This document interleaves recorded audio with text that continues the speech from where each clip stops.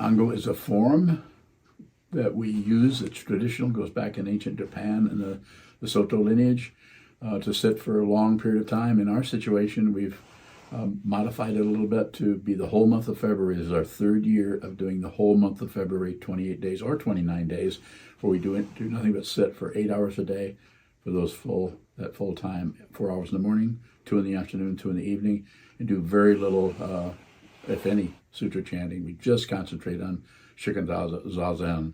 I invite everyone to come and do this together. It's important to do this to train your mind, and you may need the support of Sangha. Sangha may need the support of your presence. So please do that.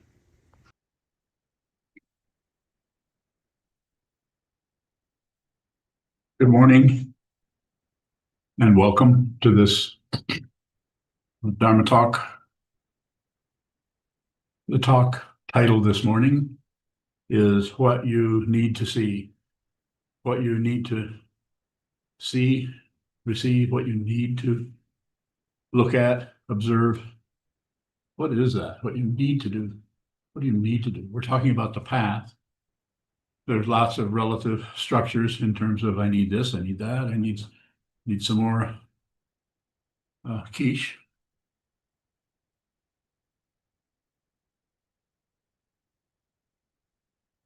Breakfast of champions, of course, quiche. So, but as far as the path of awareness, as far as the path of meditation, as far as the path of, if you're inspired by this path, which if you're here, you probably have some inspiration going on, or maybe some transcendental curiosity, perhaps, or something else that I don't even know about. Not a problem. You do what you need to do. Do what you need to do. Back to that word again, need. What do you need? What do you need to see? Well, I'm biased as a Dharma teacher, as a teacher who had very, very great teachers. You need to see whatever shows up. And if you can, this is what the training is about. Because when something shows up, you don't see what shows up, you see what you think it is. You lay a judgment. This is an invisible movement or outflow. Most people are invisibly outflowing on everything. This is what protects that part of the consciousness that is unreal, that is bullshit. It's called ego.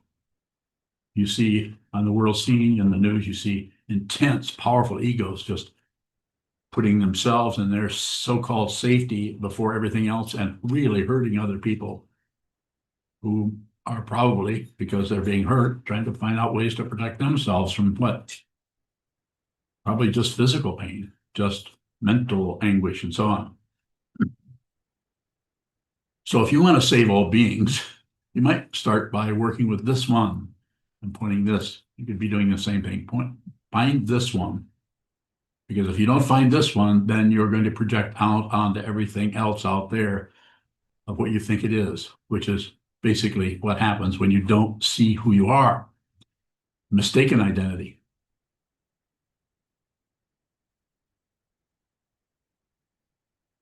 So you need to see whatever shows up. This is why the sitting practice of meditation, Zazen, Shikantaza, Shamatha Vipassana, Shini and Laktung, creation completion practices are all about seeing the truth. Just different structures in different ways and different methodologies, different protocol and what, strategies? Did I say strategy already? No, I didn't. So all of the senses are involved, including the mind. The mind is just another sense. The world, science, and everything will tell you that there are the 5 sense fields, and then there's the mind. Tatsi. It's not important. The mind is not important as a separate kind of knower of things. As far as the nature of reality, you will know more about the sense of sound than you will about the sense of thinking. Thinking is just a cohort. It's just a friend, a relative, a third cousin to sound, but it is not sound. It's just has commentary on sound. This is illusion. This is the way the world structures itself in terms of being believable, where you can control something. You control your children. Big deal. Children are not yours. They do not own your children. They are not your property. Your only need to do, the only thing you need to do, another need, is protect them up against things because they're a tiny person who's just getting used to this being in a three-dimensional realm when they just came out of a realm that there was no dimensions, no time, no space, no, negative, negative, negative, negative, negative, wasn't anything. That negativity is still reality, but it needs to be seen. It needs to be seen. We need to see that ourselves. You need to see it yourself. And if you don't have a little bit of a connection with what I'm saying, maybe you shouldn't even be here. Maybe you should be doing something else with your time. And I have no proof. I cannot convince you. There's no evidence for what I'm saying. If there's evidence, that's the mundane path of this happens and causes that. So if I can get this to happen over here, then I'm successful. And if I fail at that, then I'm a failure. So that's why the spiritual path, because we start in with the legs of ego, walking along, trying to get somewhere. Ego wants to attain enlightenment. But what happens is eventually, if you continue on a spiritual path with the three jewels, the Buddha, the Dharma, the Sangha, the teacher, the teaching in the community, if you have that kind of a structure, if you're able to do it, there's no promotion here. This is not an advertisement. It's up to you to what to do with your life. This isn't your only one. You have lots more coming, more than likely. Maybe not as a human, but this comes back. Consciousness finds its own form, and it may be a tight fist. It may be an open hand. It could be anything. You have no say-so about this. If you do, well, maybe I'm wrong. Maybe I'm misunderstanding something. I have no proof. I can't really convince you of anything. Don't need to. Pardon me.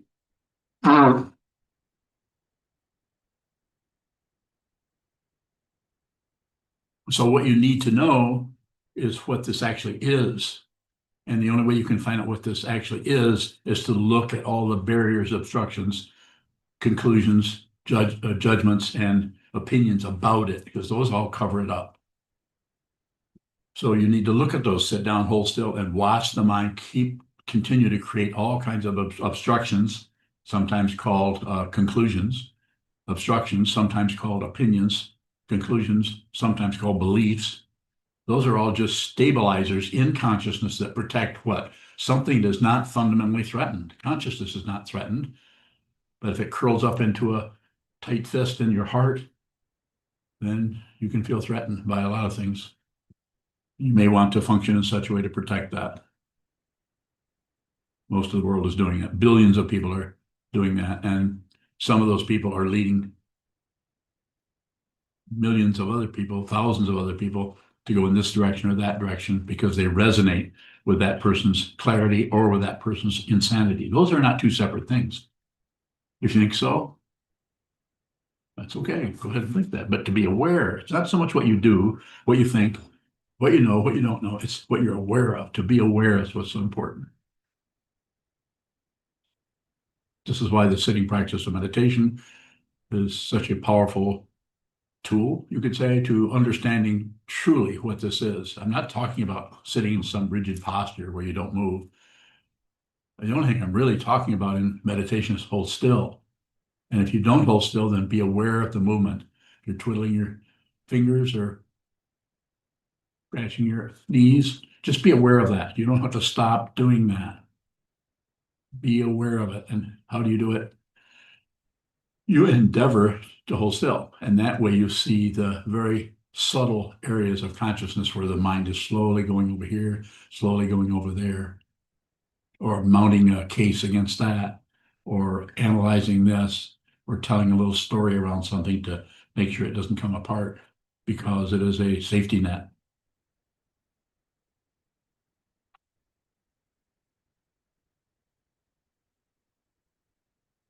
So in order to know what you need to know, you have to start by what is covering up what you need to know.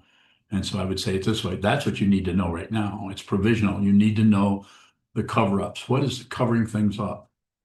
You might have to look at that because what is covering things up probably looks like the truth or what you need to know, or it's a protective shield because you have that. Pride does that. If you actually see your pride, it comes apart, or it tumbles into another disguise called shame. Still pride, it's still self-centeredness, the self-centeredness that's all powerful, all knowing, who sees everything correctly and is not sure why aren't other people aren't as far along as you are. It's so clear to you the way things are. Or when that starts to come apart, then it goes into the opposite area of egocentrism, shame. And then we get caught between that polarity, trying to get out of that, get back to, well, you have to have a good self-image. No, you don't. Just have to see what that is. You don't have to have a good one as opposed to a bad one. You don't have to get rid of anything. You don't have to get anything. You don't have to understand anything. You just have to see it. Not just the eyes, ears, nose, tongue, body, mind. Everything together needs to receive what this is. So what you need to see is ultimately that you're not separate from anything. You're just consciousness only. There are no separate beings. This is an illusion. There's no separate you. There's an illusion. But it won't show up as, aha, some kind of proof here. Now I know. I know that I'm a liberated being. These are just words to encourage you to look more deeply into your true nature. There will not be a result. Though some people teach it that way, like enlightenment. There's even a Sanskrit set of words for it, anuttara, samyak, sambodhi. Anuttara goes no farther. Samyak, what does samyak mean? Unexcelled. Sambodhi, complete awakening. But that's without an awakener, and it's about anything that you awaken to. Because if it does, then it's still tied into the relative parts of the illusion that keeps us tied in knots out of hope and fear, hoping for something better, fear of something worse, worried about what people think of us, worried about what we think of us. Oricamente aqui. I don't believe that, but you could convince me of it probably. Aquí, doesn't that mean here? I know about this much Spanish, so I know it's so the only thing I know is que tal. How's that word? Buenos dias. So you need to look at what is in front of you. So if you sit down, I'll be very, very grade school area with this. Sit down, hold still. Do the one thing you actually can do is hold still.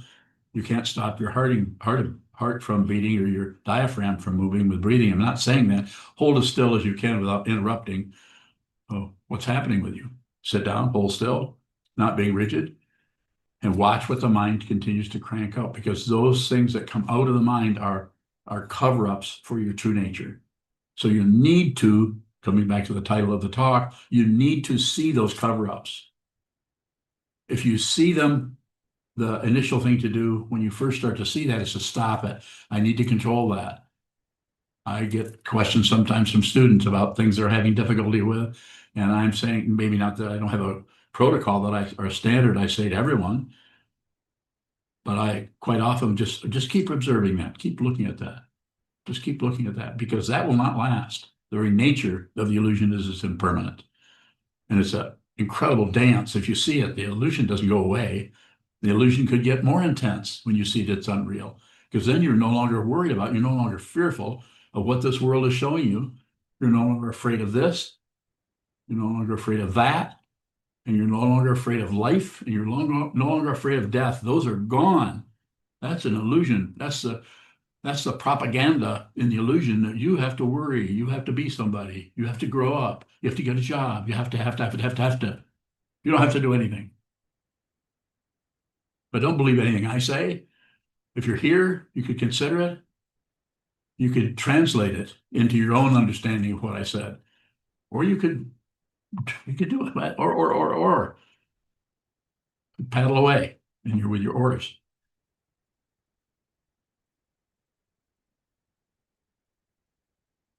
So it is for a while, the provisional teachings is a process whereby you sit still and you watch what shows up.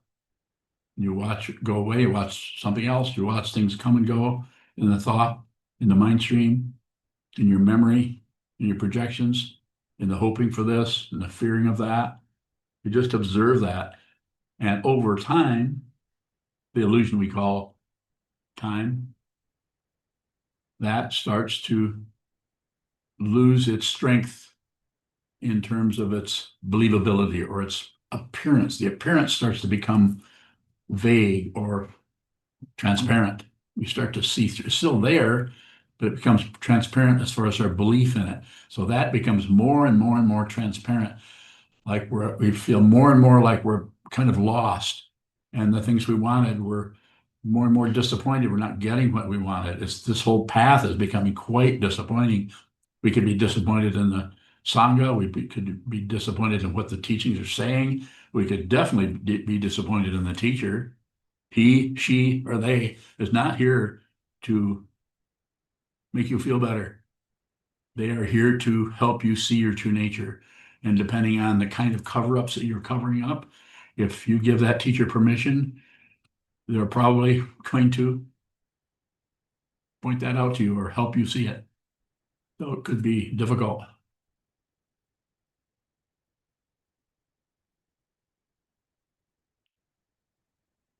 Watching those cover-ups, watching those barriers or those protective shields that keep us from seeing our true nature. What happens if all that comes apart? What happens if you no longer protect yourself? What happens if you see that there's nothing to protect? What happens if you just stop believing, buying into anything that happens as being somehow solid or real or a reference point? What happens? Nothing happens. That doesn't mean that the illusion doesn't keep flowering and blooming and spreading out all over the place. It doesn't mean it isn't extremely noisy, extremely melodious, and extremely colorful, and all of those. Are those called adjectives? Why do they call it parts of speech? Why do they just call it speech? Why do you have to have parts? I don't know.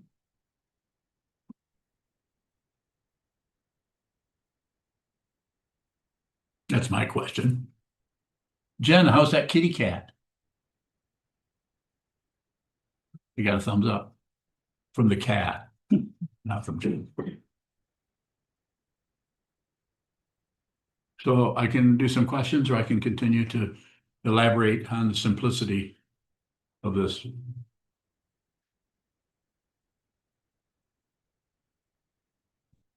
So when you cover up and you begin to see that, you begin to see what you need to see. You'll see the way in which the cover up is there, and the temptation of the ego, which is the fundamental cover up, is triggered, and you start to get a little worried about that. So we try to manipulate that so that doesn't feel bad.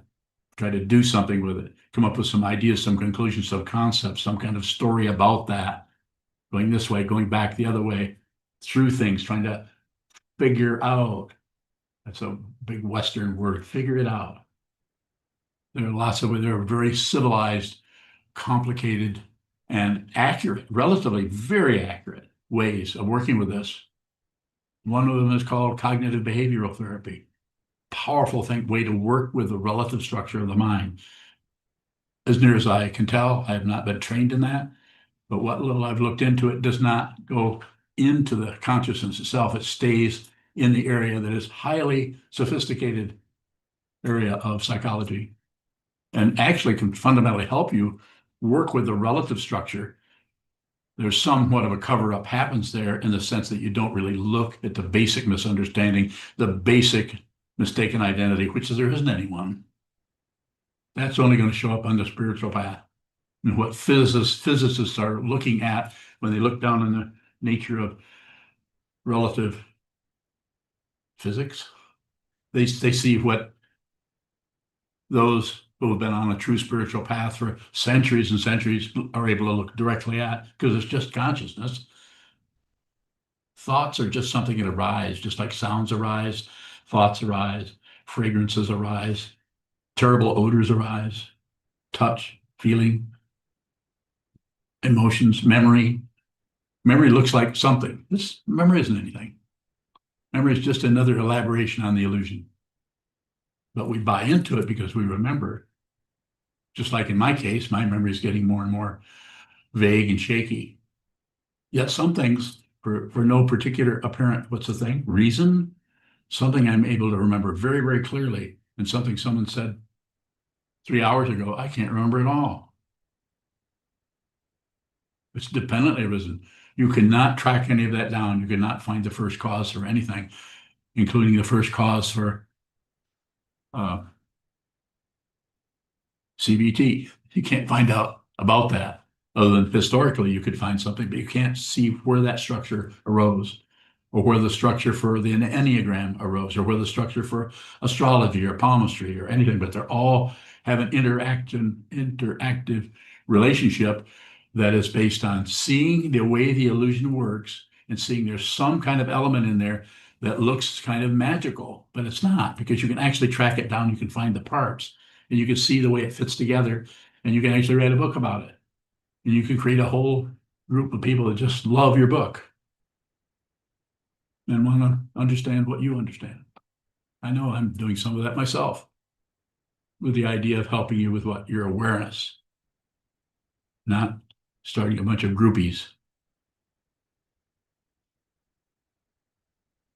Questions? Go ahead. Conjure bowing.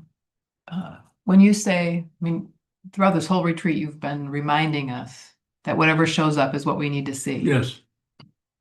Are you pointing at the content of what is showing up, or the emotion, or what you're saying right now is the cover-up, the poison that shows up? I don't like that. I want something different, or all of that? All of it. And anything that shows up is unreal. It's an illusion. Yes, and this is day 15 of the 28-day month of February, 28-day group retreat practice, which is depends on the day. Days 5 days a week is 8 hours a day, 4 in the morning, 2 in the afternoon, 2 in the evening. Please join us if you can. You're welcome to join on Zoom for any part of that. Come in for 10 minutes on Thursday afternoon and then leave. We don't care what you do. I don't care what you do.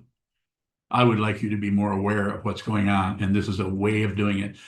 Difficult to do by yourself. You could do it by yourself, but it's very powerful to do it with a teaching person who's been doing it for a long time, and with a particular teaching, and which this teaching is: sit down, hold still, and watch the movement of your mind. That's the Dharma.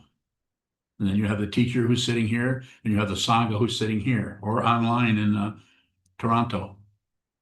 But it's about the singularity of the teacher and the multiplicity of the Sangha and the specificity of the Dharma itself, the truth that nothing exists. Everything is dependently arisen. Everything is completely empty of your speculation, your conclusions. It's empty of that, and it's full of what it actually is. And what is it full of? Find out. I can give you a word for it, but it's a long ways away from what it actually is.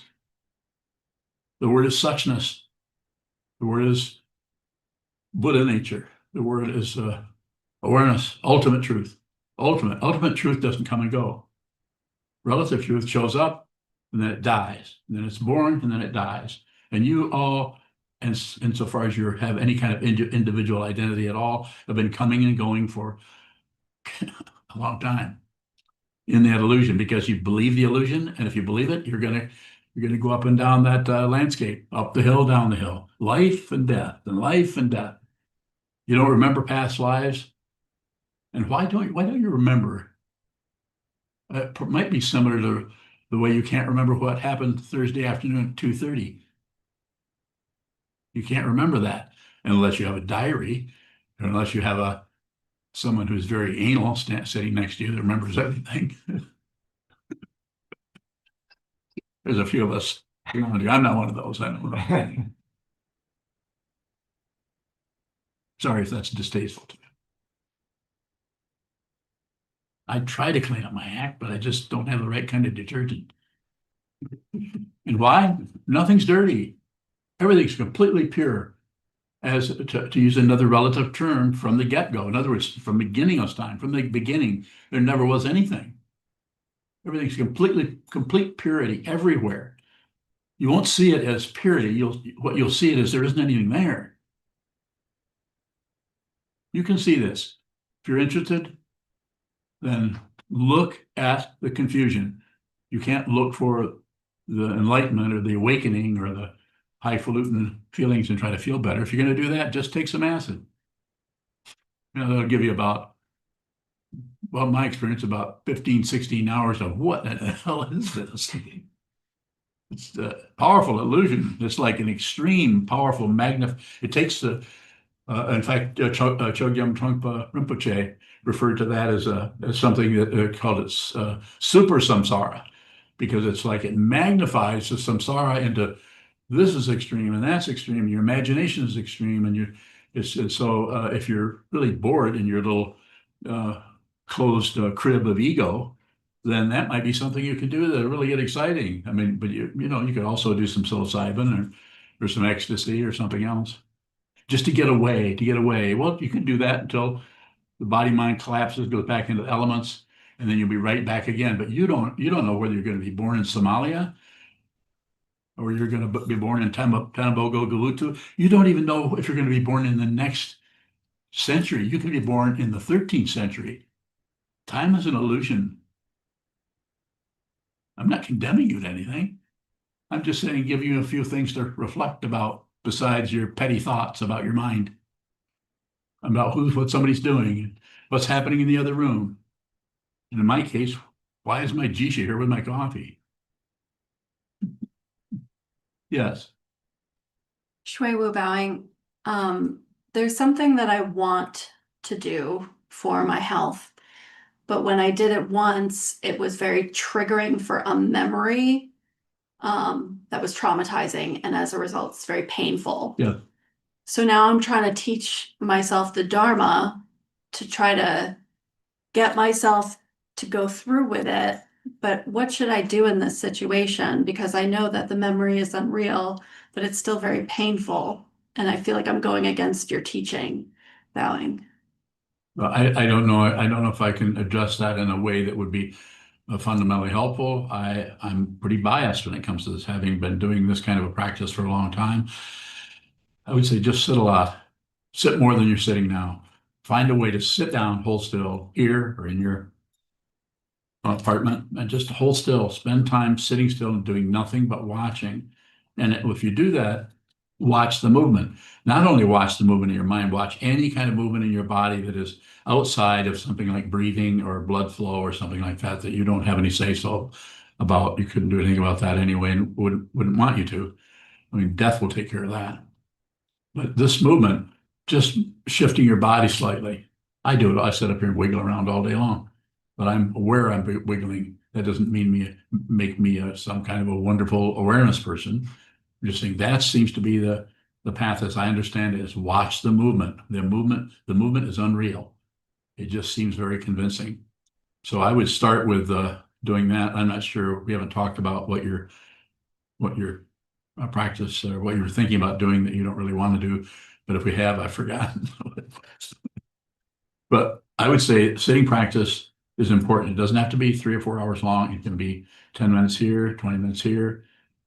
Just as long as you get, the important thing is the intention, get to the cushion, sit down, hold still, and don't maintain.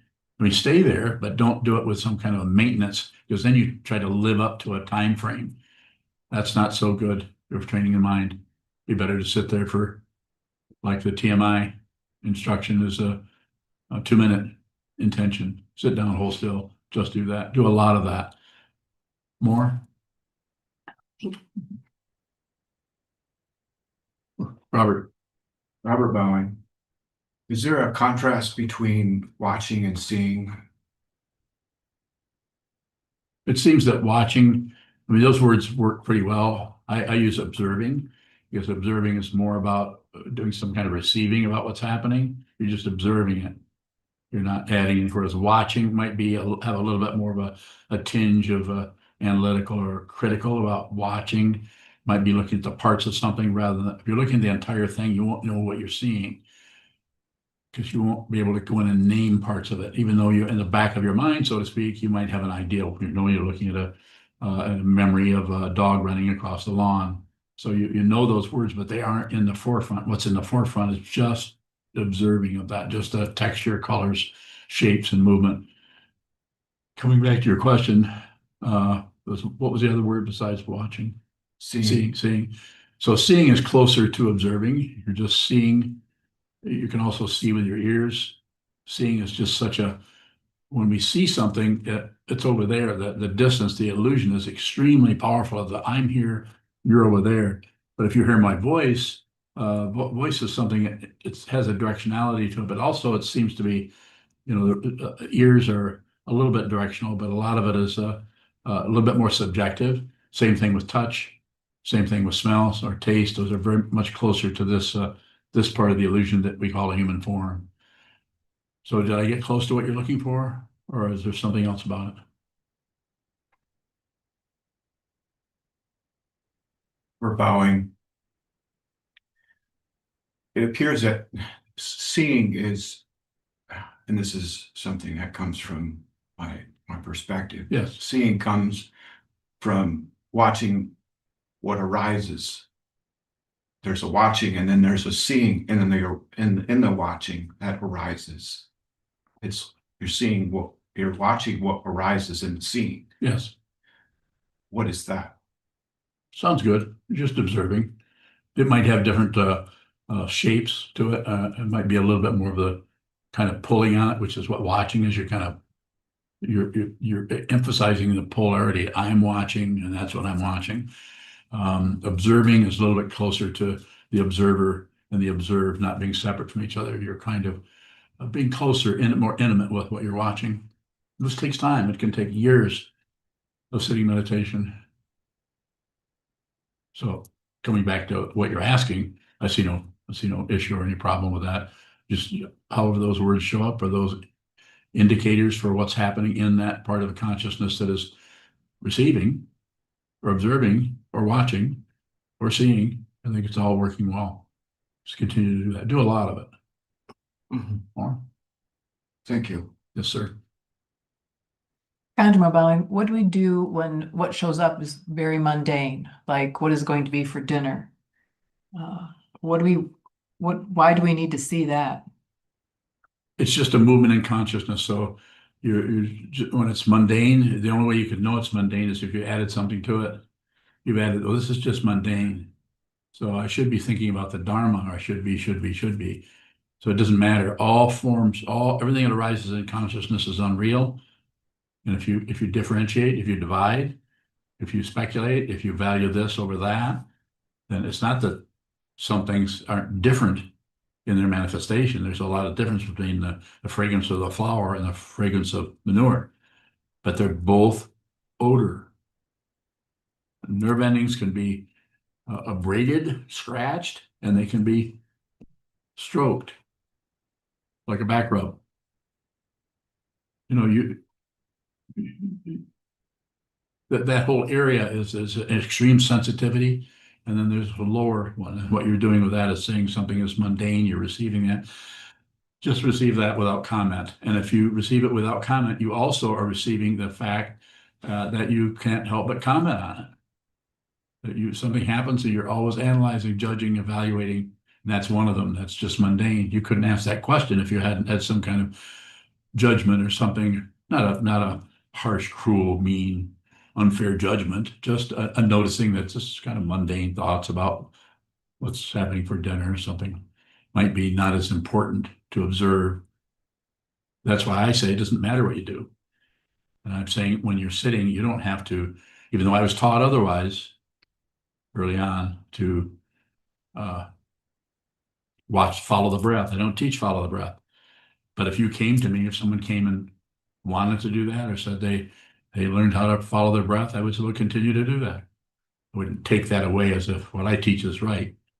It's what somebody else is wrong. So anytime you can observe the movement, which is breathing, The issue there that I have some difficulty with as far as teaching it is people tend to want to maintain that and hang on to that breath as some kind of a sign or proof or evidence that they're more mindful because they were on their breath for a whole hour and never left it as a credential. This doesn't help. Good luck. Make sure they give you the key when you go in so they let you out. Okay. Your Dow is going in to visit a prison in where? Which prison? Huh? I don't know if it's Coldwater, Coldwater or Ann Arbor or Jackson. Jackson. Yeah. Anyway, good for her. Good for them. More. Contour bowing, that's where my question comes in terms of content. It doesn't, so it's the judgment, maybe that's showing up there and that I'm reacting to, so I get to observe the judgment. Yes.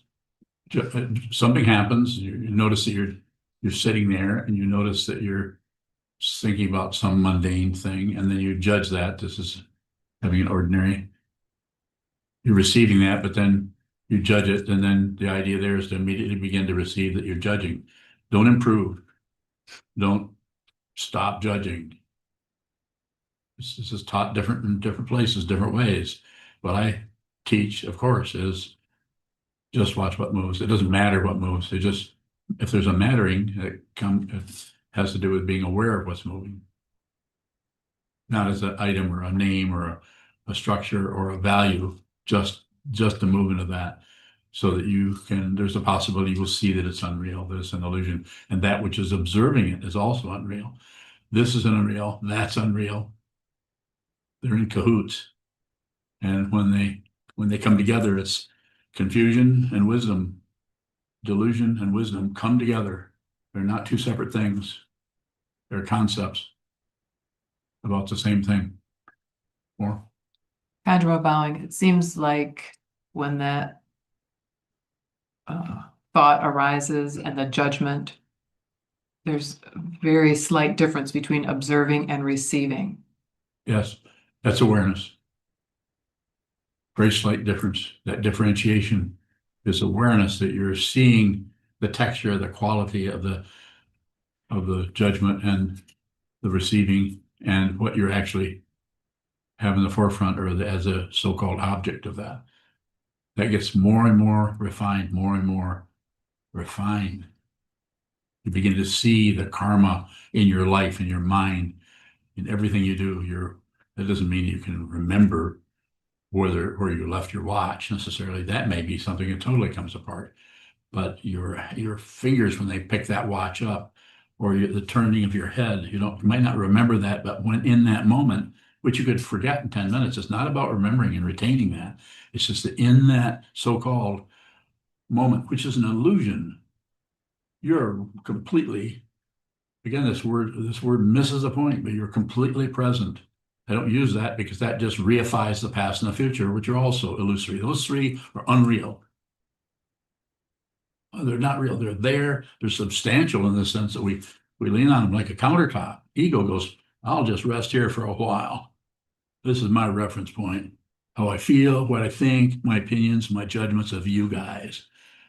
Or my subscription to, how much do we say it,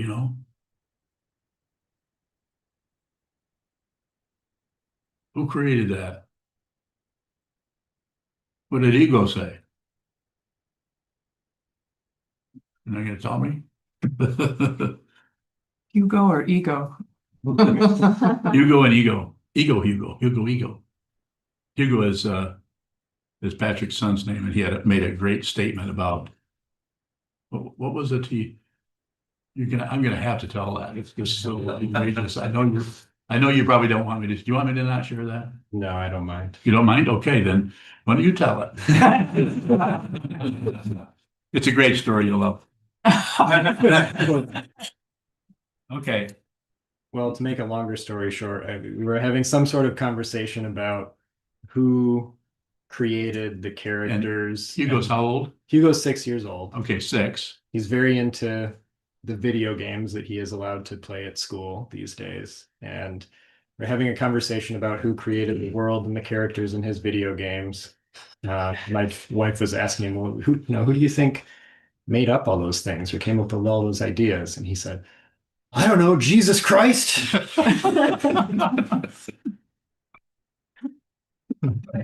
There's some insight. He's only 6. Gonna be 7 though. As everybody is eventually.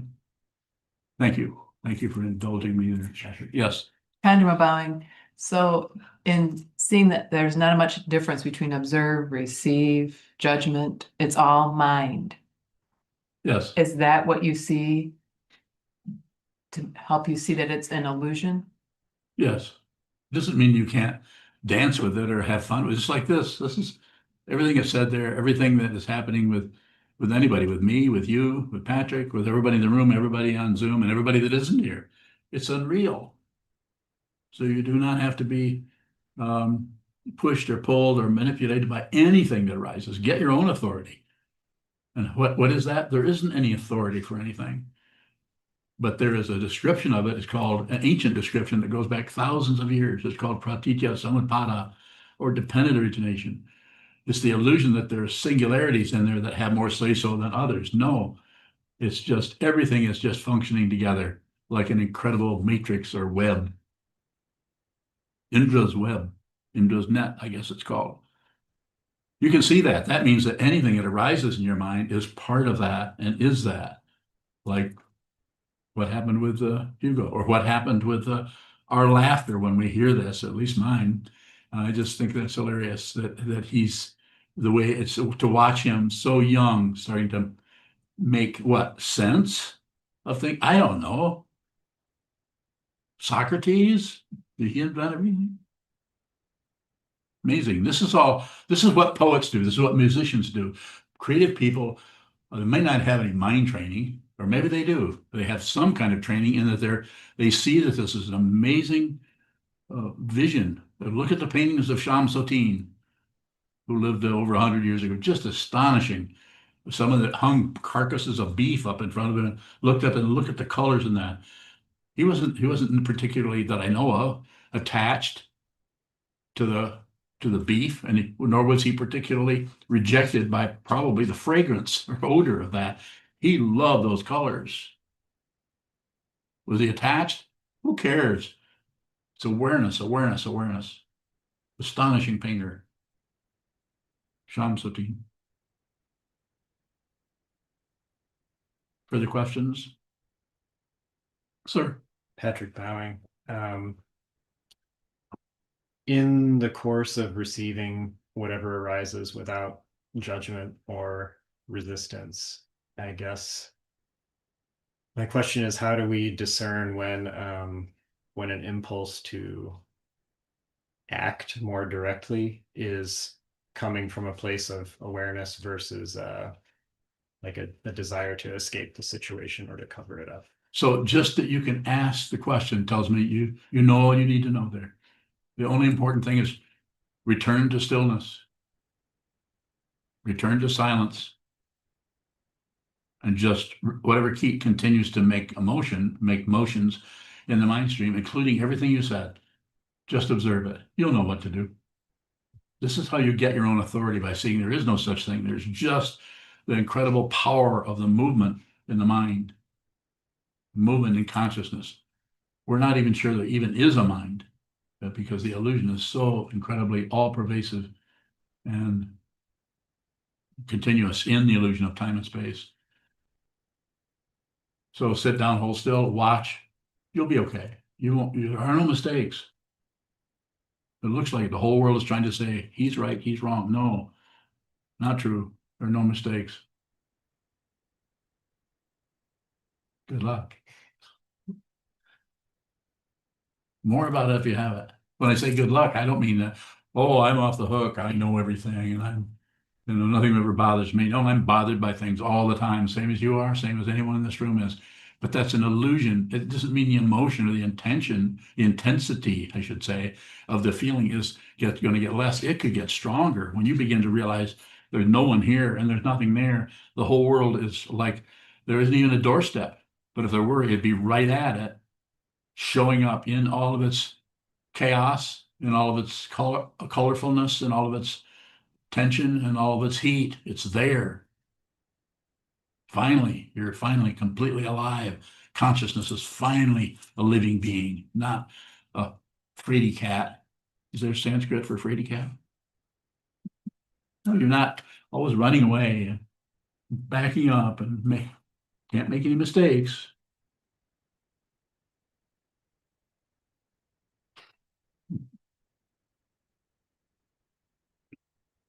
Kanjama bowing. What do you need to see when you have a difficult decision to make? You have a difficult decision to make, don't make it until you have to. It might come up where you've got to do this because the structure around you says you got to decide, just do it. There are no mistakes. And though what you do might show up 3 days later as somebody coming and say, why did you do that? You shouldn't have done that. You should have talked to me first. Or didn't you see this, this, and this? Well, apparently you didn't because you did it this way. So you're in the illusion of this and that and right and wrong, up and down, back and forth, the same as everyone else is. So you have a difficult decision. One of the things I do in that area to be more strategy, I don't do anything unless I have to. And I teach it. Don't do anything unless you have to. And then if it comes to you have to do it, I just have to do that. Even though you're caught in the trap of thinking there's a right and a wrong or either and an or. Just look at it. And if you just look at it, if it's just awareness, one part of it will start to fade. It cannot maintain its polarity because there's no such thing as polarity. There's just this. And when what you need to do will show up as just this, you'll step right through that doorway because it's a door. You won't walk through this other opening. It's not a door, it's a window. You can't do that. But for a while, you're not sure if it's a window or a door. Which one's the window? Which one's the door? Just look at that. That's how you so-called make decisions more. Kanjama bowing. It seems like that can take an awful long time. 20 minutes. Okay. 20 days, 20 months. But it's still more illusory stuff. Time, still an illusion. And it's not that it's not powerful, it's not that we're not trapped by it, not if it doesn't have us, or have a hold of us, it does. But that needs to be seen, observed also. Kanjama bowing. If we include that it is an illusion, that whatever happens is an illusion, You mean the concept of the statement or the the event? concept. A little bit, you need to do that some, but don't use that as a way out. Well, it's just an illusion. Just notice that it's illusory. But rather than use that as a way to get away from it, just if you're sinking down into it, just sink. You can just sink into it. More. Kanjama bowing. What if the pain is so intense? Is there a point that you should pay attention to the suffering and let that determine that you need to make a decision? Yes. That would come out of awareness. The selectivity will not be your choice. It's choiceless. But the selectivity will just arise. It's called dependent origination. It's called this is dependent on that, on that, on that. And to try to go in and say this caused that, that's what our whole world is doing. You did this, therefore you get punished. You did this or did this, therefore you get an award. You did this and that doesn't mean anything, so therefore we'll ignore it. So that structure is operating all the time. That's why it makes this so convincing.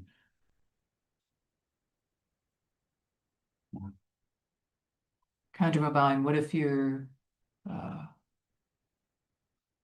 can take a lot of suffering? How do you know when you've reached enough suffering? Well, there's no end to it. The third noble truth, or the four noble truths, is life is suffering, as according to the Buddha. The cause of suffering is wanting something to be different or desire. And the goal of that is cessation. And the path is training the mind, or Shila Samadhi and Prajna. So that's a provisional teaching, a way of working with this. but fundamentally suffering won't come to an end because it's an illusion. And it's also has no beginning. And there's no one who suffers. And even suffering itself is an illusion. Just doesn't mean that if you have nerve endings you're a human form as consciousness, you're a human form, you have nerve endings, it's probably going to be pretty difficult, except it'll start to show up a little bit more as a I often say you won't care you won't mind what you feel, or you won't be so concerned about your emotions being positive, negative, or neutral. You'll be aware of it, but you won't be using negative emotions as something to run away from or blame somebody for. And you won't be using positive emotions for something to seduce you into taking a direction that you wouldn't necessarily take. You would just hold still. More. Kind of a bowing. How do you know you've seen what you need to see? You won't know. The only indicator is you just don't search anymore. The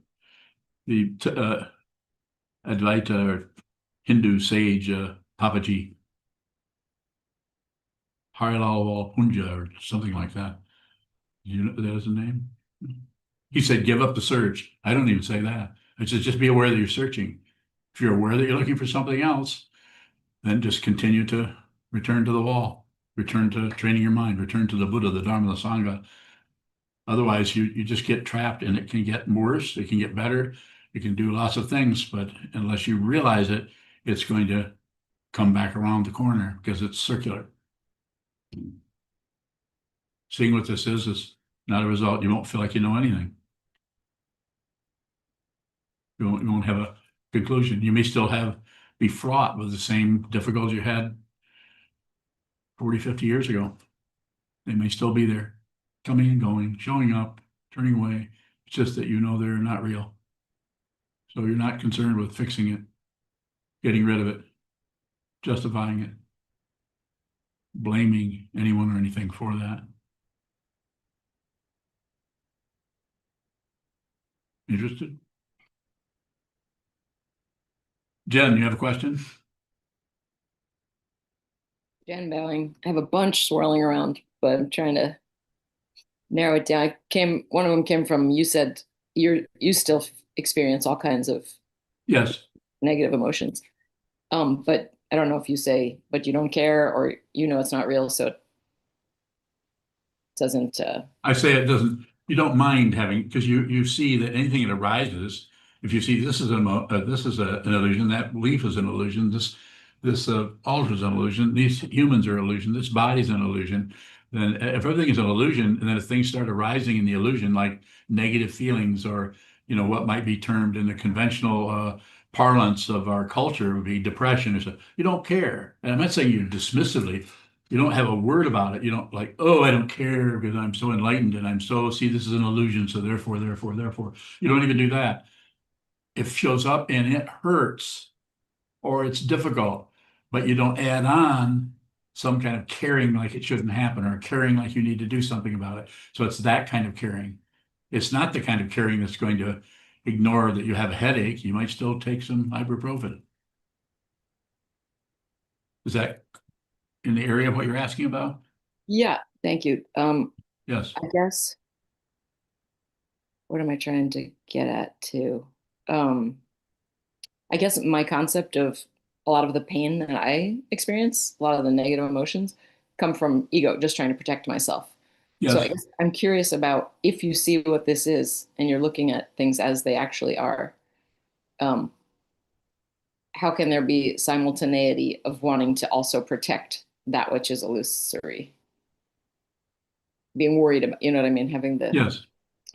Because it's not separate. So that's also part of the illusion. That's why it's so challenging, because we continue to have the evidence that something's up, something is amiss, and we have to do something about it. And I'm not saying you shouldn't. That's why it's necessary to don't do anything unless you have to. But if you have to do it, go do it. You cannot make a mistake. There are no mistakes. I'm not saying there aren't accidents. You don't trip over a dump or something. Accidents is one thing, but to do something in a particular way and feel like you're making a mistake because of this, because of that, It's not that it isn't relatively true, but it will take you in a circle into a kind of consciousness that can't make any more mistakes. Well, you're going to die. Who you think you are is going to die, but who you actually are can't die because it has not appeared. It only appears in the illusion, lives for 70 years, and then dies. And then that same consciousness, not the same consciousness, but consciousness itself, which is not a separate being. You could say an aspect of consciousness arises as this human or this human or this human or this human. It'd be a way of talking about it, but fundamentally, consciousness is not separate. So you get the entire consciousness itself. You are the Buddha. You are the awakened one. And you are the worst person and having the worst misery in the Gaza Strip. At the same time, you are the brutal dictator at the top. Don't believe anything I'm saying, but consider it. Everything's dependently risen. There are no separate beings anywhere. I'm looking at it and it's not convincing. It's just the truth. Fire is not, oh, I'm so convinced that fire is hot. It's like that. You just know it. More, Jen? Is everything a finger pointing at the moon? Yes. Everything is preaching the Dharma all the time. Everything is saying, if this altar or this coffee cup or this carpet or your cat were to be given vocal cords, it would be saying, not separate, not separate. If we're speaking out of consciousness as a carpeting, as a kitty cat, as a cloud, as a crack in the ceiling, as a rainbow, as a thunder strike. Not separate, not separate. Not the same, but not separate. That's why it's so astonishing, so amazing that we can actually live in this cloudy, murky, challenging, scary, dark, shadowy realm and not realize it is completely pure. To use a relative way of talking, it's completely pure. There are names for that in the Buddha's Dharma. I'm not going to go into those, mainly because I don't remember them. Go ahead. Yeah, I'm bowing. Are labels and classification schemes Yes. good they're only for protection, self-protection? Yeah, if you had a box of Cheerios and you called it something else, then the Cheerios would be threatened.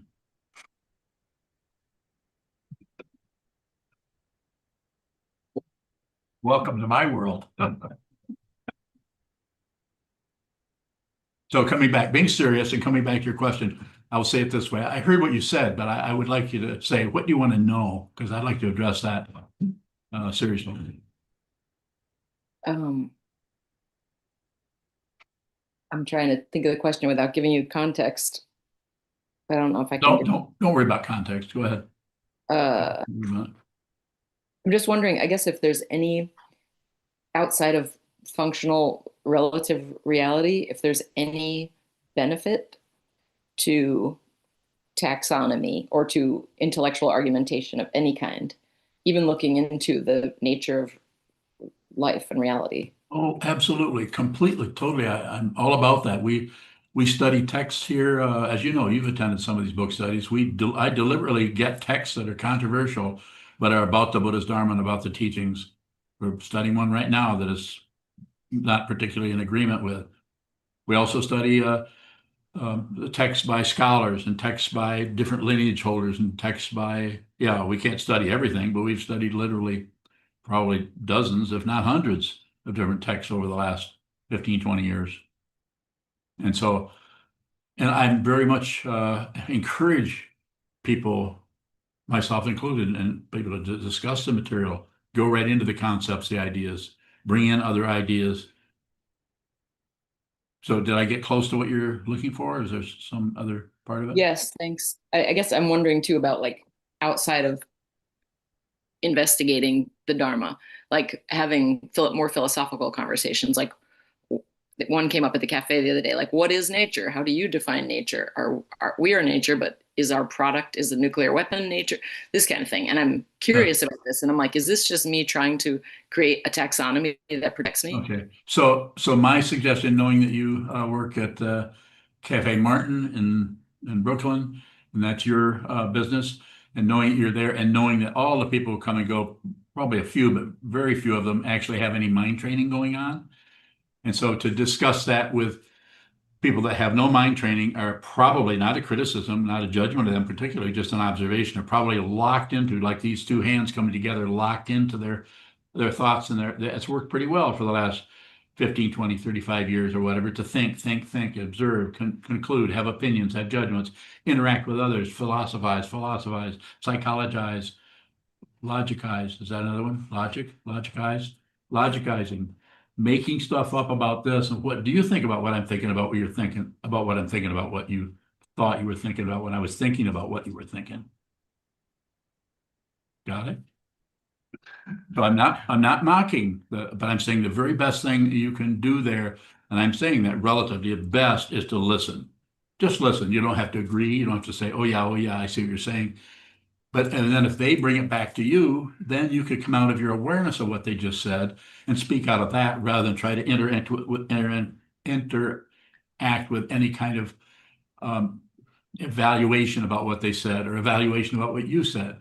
And then you get the actual listening quality. It's just people want to be heard. They want to be listened to. They don't know so much want agreement. But if you're talking with people who are practicing the Dharma and studying, and it's about the teachings of the Buddha's Dharma or some aspect of the teachings, then you might get more into some kind of philosophy or psychology area where you can have a discussion with someone who's also has some mind training and has some basic conceptual understanding that everything is consciousness. Now go ahead, please. Yeah, I'm bowing. I guess I'm less interested in how to handle things with them at the cafe. I love these discussions. I'm more curious about, like this morning I was writing about following these questions kind of further and further. And I'm like, if I keep following this line of questioning, is it going to lead in a good direction ultimately? Or is this a waste of time? Should I not be? I wouldn't do an either or in it. I would just do an observation.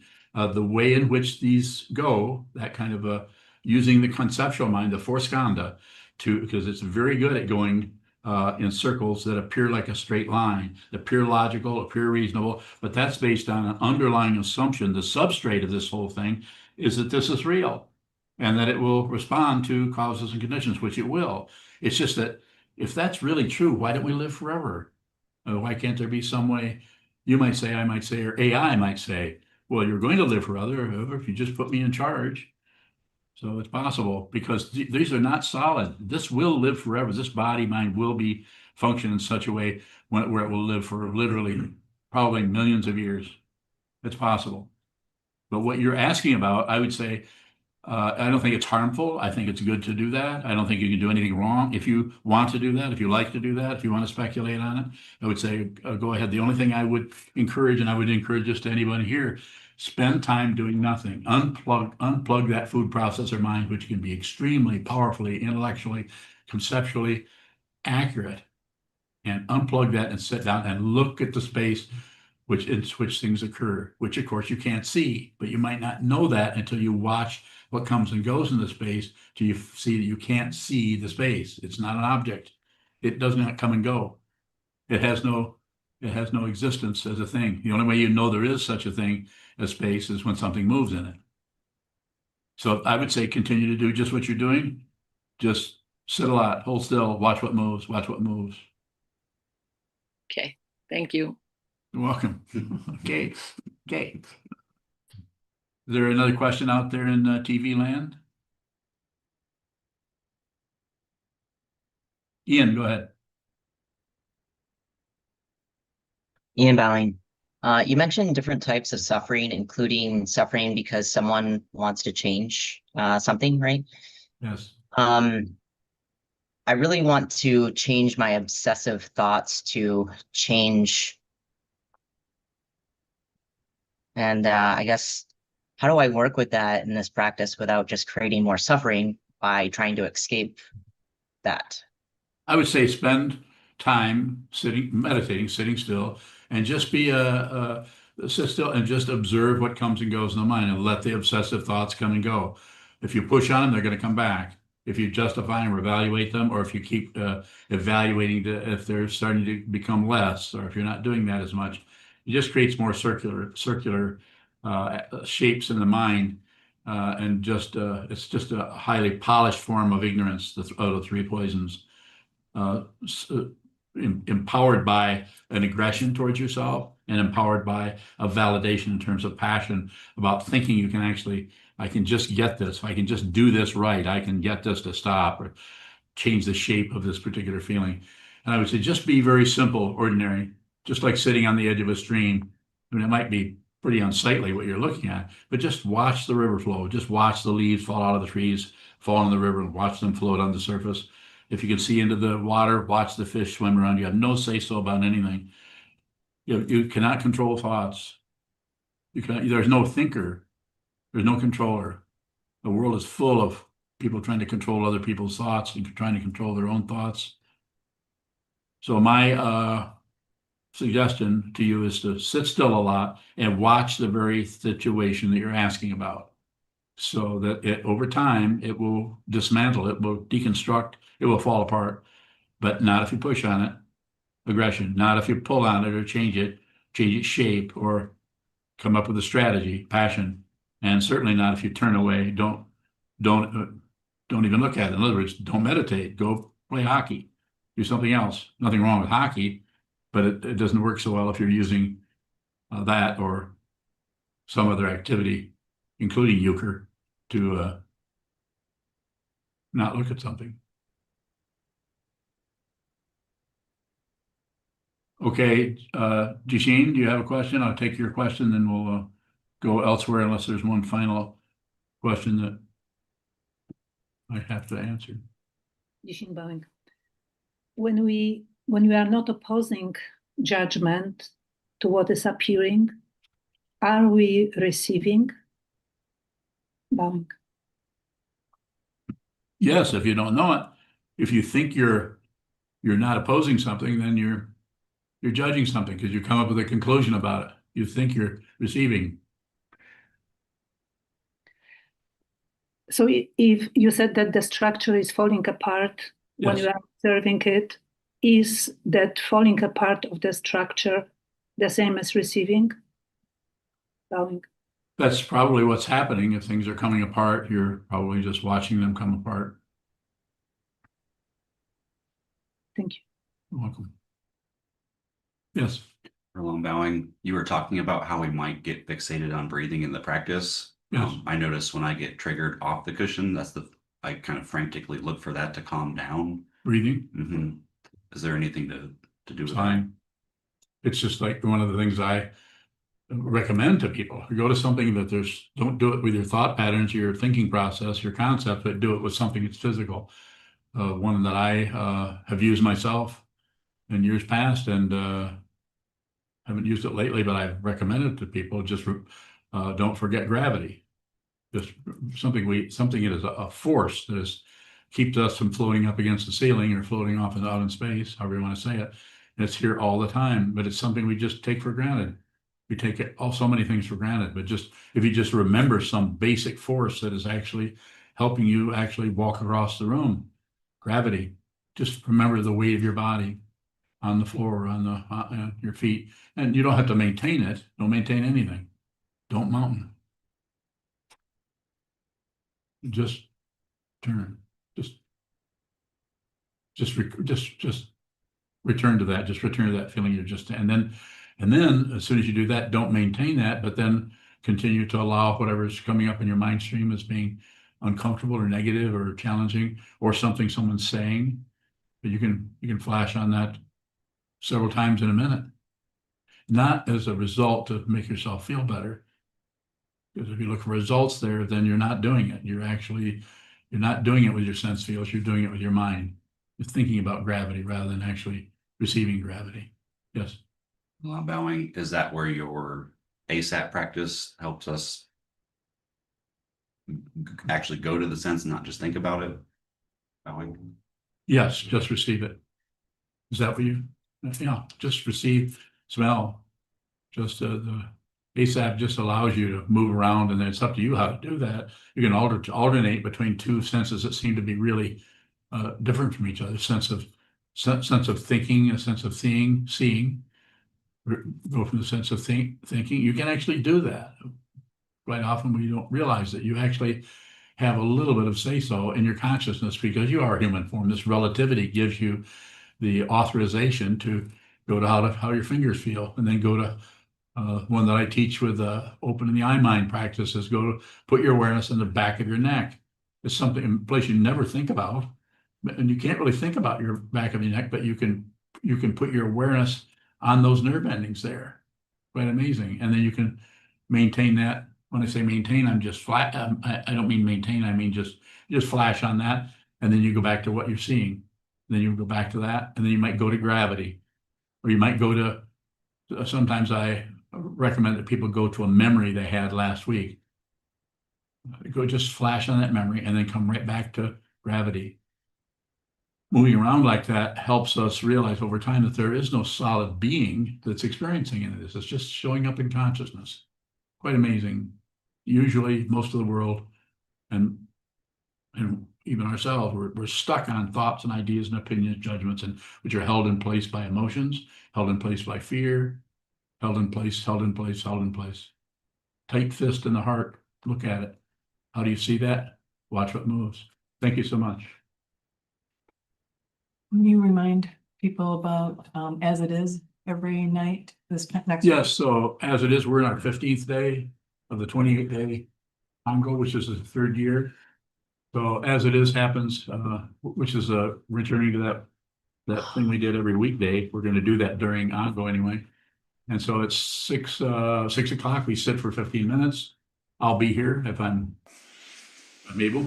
I'll be here, and then a quarter after, then we go into a Q&A for, sometimes they run long, sometimes they're short. So please join us if you can.